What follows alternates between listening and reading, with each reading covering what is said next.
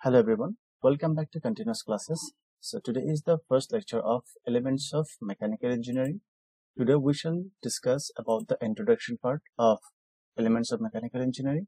So here the first point is source of power, secondly prime movers, then types of movers like prime movers, heat and temperature, and the last point is conversion of heat into mechanical power or energy. So we'll go step by step. So first we'll discuss what are the sources of power or energy. See, in our environment there are various sources of power or energy. So we shall be discussing one by one, that is renewable energy and non-renewable energy. So primarily there are two major groups. See, one is renewable energy, another is non-renewable energy. These are the two major categories of non-energy or power. So in here renewable energy means जो energy हमें वापस मिल सकता है एक बार खर्च करने के बाद उसको हम लोग फिर से जनरेट कर सकते हैं, उस टाइप के एनर्जी सोर्स को क्या बोलेंगे हम लोग? Renewable energy. रिन्यू हम लोग उसको फिर से पा सकते हैं, उसको फिर से बना सकते हैं। तो उस टाइप का जैसे कि सोलर एनर्जी हो गया, एक बार सोलर एनर्जी यूज करने के बाद उसको हम लोग फिर से सन से हम लोग इसको गेन कर सकते हैं। बायोमास मतलब कि पेड़ पौधे हो गया, जितना भी इस तरह का चीजें है, पेपर, वुड, ये सारा कुछ किसमें आएगा? आपका बायोमास में। देन हाइड्रो पावर का मतलब हो गया कि जो हमारा पानी की वेव वगैरह हो गया, मतलब कि पानी के रिलेटेड से जो भी होगा, ठीक है। यहाँ पे पानी के रिलेटेड से जितना भी पावर हम लोग होगा वो सारा क्या होगा? हाइड्रो पावर होगा। एंड देन विंड का मतलब यहाँ पे एयर का, हवा का जो बहाव है उससे हमें मिलेगा यहाँ पे, ठीक है। देन जियोथर्मल यहाँ पे जैसे कि कोई वोल्केनिक एक्टिविटी हो गया, वहां से कोई अगर बहुत ही मोल्टेन कोई भी चीज बाहर निकल आता है तो उसको हमें वहां से भी हम लोग क्या कर सकते हैं? एनर्जी एक्सट्रैक्ट कर सकते हैं। तो ये यहाँ से जो जिस तरह का एनर्जी हमें मिलेगा उसको हम लोग क्या बोलेंगे? जियोथर्मल। या तो धरती के रिलेटेड जितना भी हमारा एनर्जी सोर्सेस होंगे, इसके पावर और एनर्जी के जितने भी सोर्सेस होंगे उसको हम लोग क्या बोलेंगे? Geothermal source. Again here in non renewable energy, जैसे कि अभी अगर हम लोग जो अभी पेट्रोलियम वगैरह यूज कर रहे हैं, लाइक पेट्रोल, डीजल, अगर ये सब अगर एक बार यूज कर लिया, सपोज एक कोई रिजर्वर था, अगर उसमें से अगर हम लोगों ने एक बार उसको एक्सट्रैक्ट कर लिया एंड देन यूज किया, देन इस चीज को फिर से वापस यहाँ पे नहीं हो पाएगा, ठीक है। तो इसीलिए हम लोग क्या बोलते हैं इसको? नॉन रिन्यूएबल, मतलब कि हम लोग यहाँ से फिर से एक्सट्रैक्ट नहीं कर सकते। But in the case of आपका सोलर के लिए, जैसे कि अगर हम लोग सोलर पैनल लगाया, यहाँ से एनर्जी यूज किया, देन हम ये एनर्जी अगर खत्म हो गया, सपोज एनर्जी खत्म हो गया, देन हम लोग फिर से यहाँ से ये चीज रिपीट कर सकते हैं। But this is not possible here in non-renewable energy. So what are the sources? Like oil, that is petroleum, oil, or you can also say it as petroleum, coal, then nuclear energy, then natural gas. So these are the sources of non-renewable energy. So we can count here that have renewable energy having 5 major sources and non-renewable energy having 4 major sources. Next slide. Sources of energy. See, there are 9 major areas of energy resources. They fall into 2 categories. One is non-renewable and another is renewable. Non-renewable energy sources like coal, nuclear, oil, and natural gas are available in limited supplies. This is usually due to the long time it takes for them to be replenished. It takes time to be replenished.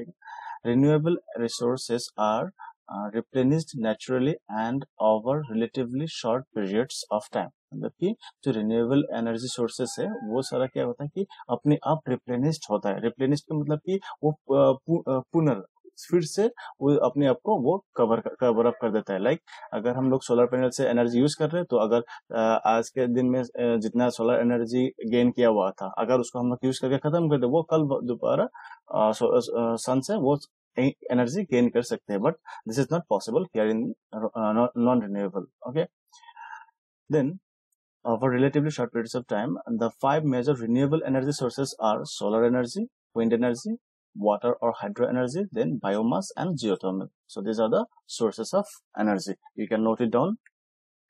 And then next point is prime movers. So this is the new term for all of us, even for me, that prime movers. In engineering, a prime mover is an engine that converts fuel to useful work. That means whatever fuels we will be using, it should give us some useful work. Then we will say that particular thing as prime mover. So anything that converts fuel energy into useful work is a prime mover. तो कोई भी अगर चीज हो जो कि हमारा fuel energy से, देखिए फ्यूल एनर्जी, फ्यूल कोई भी हो सकता है, जो हम लोग फ्यूल की तरह यूज करेंगे वो कोई भी हो सकता है, ठीक है. Into useful work is a prime mover. ठीक, तो उसको हम लोग क्या बोलेंगे, प्राइम मूवर बोलेंगे. मतलब कि हमें हम लोग फ्यूल देंगे तो वहां से हमें क्या मिलना पड़ेगा, यूजफुल वर्क, तभी हम लोग उसको क्या बोलेंगे, प्राइम मूवर बोलेंगे. फॉर एग्जाम्पल केमिकल और न्यूक्लियर एनर्जी जो है, ठीक है, तो उसमें हम लोग क्या करेंगे, प्राइम मूवर में डालेंगे. लाइक उसका अगर कोई इंजन है या कुछ भी है जहाँ पे ये केमिकल और न्यूक्लियर एनर्जी को यूज करके उसको क्या करेगा, यूजफुल वर्क देगा. तो उस चैम्बर में डाल दिए, ये एनर्जी को डाल दिया, देन क्या होगा उसका, ये एक काइनेटिक एनर्जी देगा फ्लूइड के द्वारा, और वो जो फ्लूइड के द्वारा काइनेटिक एनर्जी आएगा उसको हम लोग टरबाइन में यूज करेंगे. तो टरबाइन क्या करता है, टरबाइन इसका जो काइनेटिक एनर्जी को मैकेनिकल में कन्वर्ट करेगा. देन अगेन जो टरबाइन मैकेनिकल एनर्जी को, सॉरी टरबाइन जो मैकेनिकल एनर्जी दे रहा है, रोटेशन, ये फिर से अगर जनरेटर को देते हैं तो जनरेटर क्या करता है, मैकेनिकल एनर्जी को इलेक्ट्रिकल एनर्जी में कन्वर्ट करता है. तो ये जनरेटर फर्दर क्या देगा हमें, electrical energy. So this is how the conversion of energy goes, and we are getting useful works. So first हम लोग यहाँ पे क्या दिया, क्या डाला यहाँ पे, केमिकल और न्यूक्लियर एनर्जी, और ये चीज जाके आपका प्राइम मूवर में जाके काइनेटिक एनर्जी बिल्डअप हुआ, देन टरबाइन में गया. तो अगर हम लोग यहाँ तक इसको कंप्लीट कर देते तो हमें एटलीस्ट क्या मिला, यूजफुल वर्क मिला, क्योंकि ये काइनेटिक एनर्जी जाके क्या करेगा, इसको टरबाइन को मैकेनिकल एनर्जी देगा. ठीक है, अगर यहाँ तक अगर नहीं रुके तो अगर आगे चलते हैं तो मैकेनिकल एनर्जी जो इस टरबाइन से मिल रहा है, तो इसको अगर हम लोग जनरेटर में डालेंगे तो फिर से इलेक्ट्रिकल एनर्जी मिलेगा. So this is how we are getting useful works. So we can say these are prime movers. That means this is as prime movers because we are getting useful works from given fluid. Types of prime movers. There are a wide variety of different types of prime movers. Each is designed to use different type of energy source. तो यहाँ पे काफी सारे हैं, तो वो जो energy source है उसके हिसाब से हमें यहाँ पे डिफरेंशिएशन मिलेगा. Thermal prime movers. थर्मल का मतलब क्या होगा, यहाँ पे हीट का काम चलेगा, और हीट का काम चलेगा, हीट को बेस में लेके जो प्राइम मूवर्स बनाया जाएगा उसको हम लोग क्या बोलेंगे, थर्मल प्राइम मूवर्स, और फॉर एग्जांपल हीट इंजिन्स. ठीक है, इलेक्ट्रिकल पावर को बेस में लेके जो कैटेगराइजेशन होगा, जो डिवीजन होगा, उसको हम लोग क्या बोलेंगे, electric power prime movers, for example electric motors. Again hydraulic power prime movers for turbines. Heat, next हमारा जो टॉपिक है वो है heat. Heat, simply we can say about heat, heating is transfer of energy. देखिए heat का मतलब ही है energy in transit. ठीक है, तो हीटिंग और heat is transfer of energy. ये मतलब कोई आपको एग्जैक्ट एंटिटी नहीं बताएगा, ये सिर्फ एक ट्रांसफर प्रोसेस है. ठीक है, हीट जो है एक ट्रांसफर प्रोसेस है फ्रॉम ए हॉटर बॉडी. कहाँ से, हॉटर, दैट मीन्स जो ज्यादा गर्म बॉडी होगा, जो ज्यादा हाई टेम्परेचर में रहा होगा, to a colder one. That means अगर यहाँ पे दो बॉडी है हमारे पास, अगर इसका टेम्परेचर T1 और दूसरा बॉडी है टेम्परेचर इसका T2, तो यहाँ पे अगर ये कंडीशन सेटिस्फाई करता है, T1 is greater than T2, that means the T1 is more hotter than T2, then the heat flow would be from T1 to T2. If we इन दोनों का अगर हम लोग इसको कांटेक्ट में लाते हैं तो ये क्या करेगा, T1 से T2 तक हीट का फ्लो होगा, जिसको हम लोग इसको Q से डिनोट कर सकते हैं. ठीक है, तो हीट का मतलब क्या हो रहा है इसमें, ये जो ट्रांसफर हो रहा है ना, ये ट्रांसफर को ही हम लोग क्या बोलते हैं, इसको हीट बोलते हैं कि हीट का ट्रांसफर हो रहा है। hotter body to a colder one other than by work or transfer of matter, मतलब कि कोई दूसरा चीज यहाँ पे जो ट्रांसफर हो गया उसको हम लोग कोई यहाँ पे कंसिडर नहीं करेंगे, हम लोग सिर्फ क्या कर रहे हैं, हीट का ट्रांसफर कंसिडर कर रहे हैं, ठीक है। It occurs spontaneously whenever a suitable physical pathway exists between the bodies। अगर दो बॉडी है, अगर कोई suitable मतलब कि हीट ट्रांसफर करने वाला अगर कोई इसको मीडियम या कोई भी इसको तरीका मिलता है तो वो ये क्या करेगा, हीट ट्रांसफर जरूर करेगा। यही बोल रहा है, कहाँ से करेगा, higher temperature to lower temperature. इसका SI यूनिट क्या है हीट का, इज ऑल्सो जूल, ठीक है। इसका SI यूनिट है, ये एग्जाम में 1 मार्क्स के लिए आ सकता है कि हीट का SI यूनिट कौन सा है, 2-3 ऑप्शन दिया रहेगा, तो इसका SI यूनिट है जूल। देखिए अभी हीट ट्रांसफर कैसे होता है, there are 3 ways heat can move or transfer from one place to another or one body to another। See, one is conduction, another is convection and the third one is radiation। देखिए conduction में कैसे होता है, अभी यहाँ पे आग जल रहा है, ठीक है, ये वुडन अगर फायर है, आग जल रहा है, देन यहाँ से ऊपर की तरफ एक आपका डायरेक्शन में मिलेगा एक जो फ्लो होगा आग का, देन आपको बाहर से जब ये ठंडे के टाइम पे हम लोग इसको यूज करते हैं, ये वाला जो स्टाइल है रेडिएशन का, देन अभी एक रॉड आपने पकड़ के रखा हुआ है, जिस रॉड आग के जस्ट फ्लेम के साथ लगा हुआ है, तो ये क्या करेगा, हीट यहाँ से लेके ये इस तरफ ट्रांसफर कर देगा। अगेन आप आग के अगर ऊपर हाथ रखोगे तो आपको यहाँ पे भी हीट महसूस होगा, मतलब कि जो गर्मी होगा यहाँ पे भी महसूस होगा। Again you will also get some kind of radiation heat from this place. So इस तरह का जो हीट ट्रांसफर होगा, अभी यहाँ पे क्या हो रहा है, यहाँ पे टोटली एयर के मीडियम पे हो रहा है, तो इसको हम लोग क्या बोलेंगे, रेडिएशन, ठीक है। जैसे कि सन से हमारा रेस आता है, सनलाइट का जो हीट है, जो गर्मी है, वो एग्जैक्टली रेडिएशन की तरह से ही आता है। अगेन कन्वेक्शन क्या होगा कि इसका जो फ्लो जा रहा है, क्योंकि ये टोटली एक हॉट फ्लूइड का एक फ्लो, लाइक हॉट एयर का फ्लो इस तरफ ऊपर की तरफ जा रहा है। अगर यहाँ पे अगर हम लोग हाथ रखेंगे तो ये हमें क्या, जिसका हीट जो है, इसका हीट महसूस होगी कि ये ऊपर की तरफ ट्रांसफर हो रहा है। तो इस तरह का अगर एक फ्लूइड मूवमेंट पे है और एक चीज यहाँ पे रखा हुआ है, तो इसको हम लोग क्या बोलेंगे, कन्वेक्शन हीट ट्रांसफर, ठीक है। अगेन कंडक्शन कैसे होगा कि ये डायरेक्टली अगर हीट के साथ जो फ्लेम के साथ लगा हुआ है, ठीक है, ये हीट लेके क्या करेगा, इस अपने बॉडी की तरफ डालेगा। अभी ये हाथ के साथ क्या करेगा, और इस रॉड के साथ कंडक्शन करेगा। क्यों, क्योंकि ये डायरेक्टली कंटैक्ट है उस हीट सोर्स के साथ, क्योंकि ये जो हमारा हैंड है ये रॉड के साथ डायरेक्ट कंटैक्ट में है, तो डायरेक्ट कंटैक्ट में होगा तो क्या करेगा, ये हीट ट्रांसफर करेगा। और यहाँ पे जो हीट ट्रांसफर होगा इसको हम लोग क्या बोलेंगे, कंडक्शन हीट ट्रांसफर, ठीक है। जो इस तरीके से जो डायरेक्ट कांटेक्ट में अगर हीट ट्रांसफर हो रहा है उसको हम लोग क्या बोलेंगे, कंडक्शन बोलेंगे। अगर एक फ्लूइड या तो एक मीडियम मूवमेंट में है और दूसरा स्टेशनरी पे है, तो वहां पे हम लोग क्या बोलेंगे, इसको कन्वेक्शन बोलेंगे। एंड अनदर वन कि उसके बीच में जो हीट सोर्स और हीट रिसीवर के बीच में अगर कोई भी मीडियम एयर के वजह से बिना एयर से और कोई मीडियम है नहीं, लाइक ओनली हमारा नॉर्मल मीडियम है, ठीक है, जो स्पेस है, खाली स्पेस होना पड़ेगा, देन इसको हम लोग क्या बोलेंगे, रेडिएशन हीट ट्रांसफर बोलेंगे।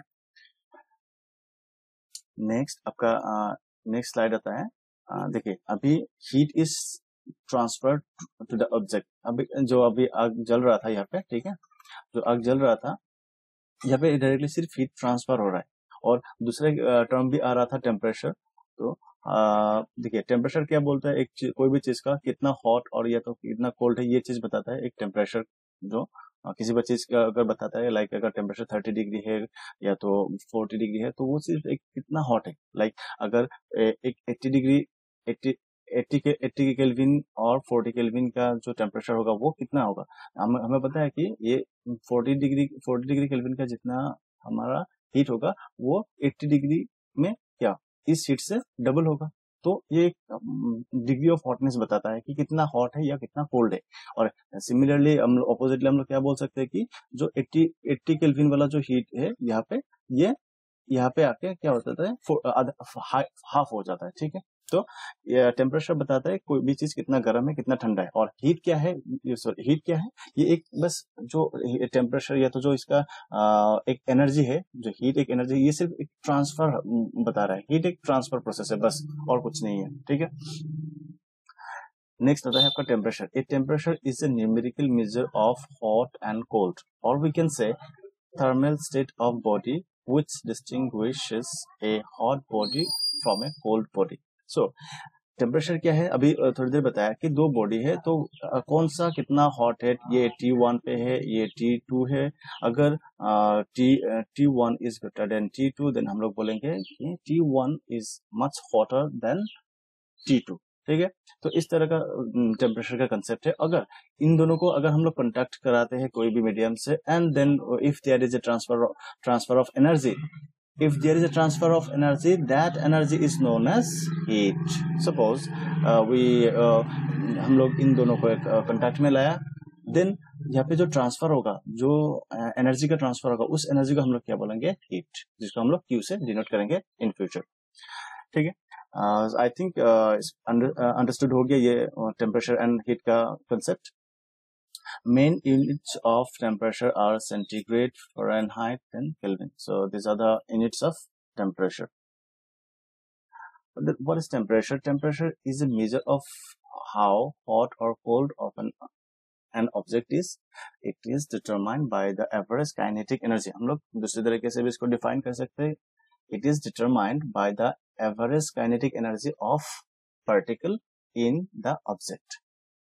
Temperature is measured in degree Celsius, ठीक है, ये तो हमें पता ही है। अभी अगर दूसरी तरह से अगर इसको डिफाइन करें तो क्या बोलेगा कि average kinetic energy. Kinetic energy का मतलब क्या पार्टिकल, कोई भी ऑब्जेक्ट में पार्टिकल का मतलब क्या होता है। सपोज एक हमारा ऑब्जेक्ट है जिसमें ये सारा कुछ अगर पार्टिकल्स है, ठीक है, इसमें अगर हीट एनर्जी आ जाता है कहीं से, अगर इसको हम लोग हीट अप करते हैं, तो हीट अप करने पे क्या होगा, यहाँ का जो एनर्जी होगा, जो एटम्स या तो जो पार्टिकल्स होंगे, ये क्या करेगा, एनर्जी गेन करेगा। एनर्जी गेन करने पे ये मूवमेंट करना स्टार्ट कर देगा, ठीक है, और इसी के वजह से ये जो मूवमेंट करता है ना, इसी के वजह से यहाँ पे हीट का जनरेशन होता है, ठीक है। तो इस तरीके से बोल रहा है कि ये जो हमारा टेम्परेचर है, ये एवरेज काइनेटिक एनर्जी, इन पार्टिकल ने जो काइनेटिक एनर्जी गेन किया, इन काइनेटिक एनर्जी का जो एवरेज होगा, उसको हम लोग क्या बोलेंगे, टेम्परेचर बोलेंगे, ठीक है। The boiling point of pure water is defined as 100 degrees Celsius, and the freezing point of pure water is defined as 0 degrees Celsius. ठीक है। Then temperature can be measured by a variety of different thermometers. This include liquid glass, digital thermocouple. So ये examples क्या है हमारा temperature measuring devices का examples है, ये important है। Liquid in glass, digital thermocouple, thermometer. So these are the temperature measuring devices. Next आता है heat engine. लास्ट में जो है हमारा जो एनर्जी टू थर्मल एनर्जी और heat energy to mechanical energy conversion. तो उसमें जो कोई भी इंजन अगर है वो हीट से हमें वर्क अगर देता है तो उसको हम लोग क्या बोलेंगे, हीट इंजन बोलेंगे। तो यहाँ पे a heat engine is a system that converts heat or thermal energy to mechanical energy which can then be used to do mechanical work. So इसका बहुत ही सिंपल सा डेफिनेशन है, जो हमें थर्मल से अगर कोई मैकेनिकल एनर्जी मिल रहा है तो उसको हम लोग क्या बोलेंगे, हीट इंजन बोलेंगे, ठीक है। मतलब कि टेम्परेचर से, सॉरी हीट से अगर हमें वर्क मिल रहा है तो हम लोग क्या बोलेंगे, उसको हीट इंजन बोलेंगे, और जिस डिवाइस से मिल रहा है उसको हम लोग क्या बोलेंगे, हीट इंजन बोलेंगे। A device that converts thermal energy into mechanical energy is heat engine. A cars engine converts the chemical energy in gasoline into thermal energy. देखिए, जब हम लोग कार के इंजन में पेट्रोल डालते हैं तो इसके इंजन में जाके क्या करता है, पेट्रोल में क्या होता है कि जो केमिकल एनर्जी, पेट्रोल एक केमिकल सब्सटेंस है, तो वो इंजन में जाके कंबशन होता है। कंबशन होने पे क्या होता है कि उसका जो गैसोलीन का जो केमिकल एनर्जी था, गैसोलीन का मतलब कि जो पेट्रोल का जो केमिकल एनर्जी था, वो जाके क्या बनता है कि थर्मल एनर्जी बनता है इसके अंदर। वो थर्मल एनर्जी मतलब कि वो एक हॉट मीडियम बन जाता है वो, ठीक है। द इंजन देन ट्रांसफॉर्म्स, ये इंजन देन ट्रांसफॉर्म उसको कन्वर्ट करता है some of the thermal energy into mechanical energy. तो इसका जो थर्मल एनर्जी कोई एक पार्ट को क्या करता है, वो मैकेनिकल एनर्जी पे कन्वर्ट करता है bye rotating the cars wheels. वो कुछ इस तरह का अरेंजमेंट होता है कि जिससे कि कार्स का जो व्हील्स है वो रोटेट करने शुरू कर देता है, ठीक है। और इसी तरह से गाड़ी आगे चला जाता है या तो पीछे चला जाता है। तो ये है हमारा थर्मल टू मैकेनिकल एनर्जी का कंसेप्ट। तो हम लोग इसको इन फ्यूचर में और भी डिटेल्स में शायद पढ़ेंगे। तो पहले हमें इसका जो कॉन्सेप्ट है वो पहले क्लियर कर लेना चाहिए। अगर कोई डाउट होता है तो हम लोग बाद में भी डिस्कस कर सकते हैं लाइव सेशन में। तो अभी एक थर्मल एनर्जी से मैकेनिकल एनर्जी का एक हम लोग कन्वर्जन का एक वीडियो देखेंगे, थोड़ा सा अंडरस्टैंडिंग को इसको बेहतर बनाने के लिए, ठीक है। ये एक हमारे पास एक कैन है या तो कोई जार है जिसमें कि ऊपर से एक होल किया गया है, ठीक है। यहाँ पे एक होल किया गया है और यहाँ पे हम लोग क्या करेंगे, पानी डालेंगे। पानी डालने के बाद यहाँ पे एक अरेंजमेंट है जहाँ पे एक स्टैंड के साथ एक फैन टाइप का एक प्लेट रखा, सॉरी एक फैन टाइप का कोई चीज रखा गया है जो कि यहाँ पे फ्रीली यहाँ पे हैंग्ड है, ठीक है। तो हम लोग इस जगह पे इस कैन को रखेंगे और इसको हीट अप करेंगे। तो वीडियो पे देखते हैं, सबको समझ में आ जाएगा। देखिए ये जो कैन है इसको हम लोग रखते हैं और यहाँ पे नीचे से एक बर्नर लगाएंगे। इसको ये जो यहाँ पे जो पानी डाला गया इसको वो करने के लिए, स्टीम बनाने के लिए। तो अभी यहाँ से क्या हो रहा है, स्टीम बन रहा है। स्टीम बन के ऊपर जाके इसको क्या कर रहा है, इसको रोटेशन मूवमेंट दे रहे हैं। देखिए यहाँ पे हीट अप कर रहे हैं, देन स्टीम फॉर्मेशन हो रहा है। यहाँ पे जो पानी था तो ये जाके ऊपर जाके इसको घुमा रहा है। अभी ये स्टीम क्या कर रहा है, इसको मैकेनिकल एनर्जी दे रहा है। तो ये कैसे हो रहा है, हीट एनर्जी। पहले तो हीट एनर्जी था स्टोव में, स्टोव से हीट एनर्जी पानी में गया, पानी को स्टीम में कन्वर्ट करके देन ये चीज क्या हुआ हमारा, इसको मैकेनिकल एनर्जी मिला। तो क्या हुआ, heat energy to mechanical energy convert हो गया। So thank you. इस वीडियो को आप लोग एक बार दोबारा देख लीजिएगा अगर समझ में ना आए तो। बाकी जो अगर कोई प्रॉब्लम हो जाता है, आई मीन अगर कोई डाउट होता है तो हम लोग बाद में इसको डिस्कस कर सकते हैं। तो thank you for this time.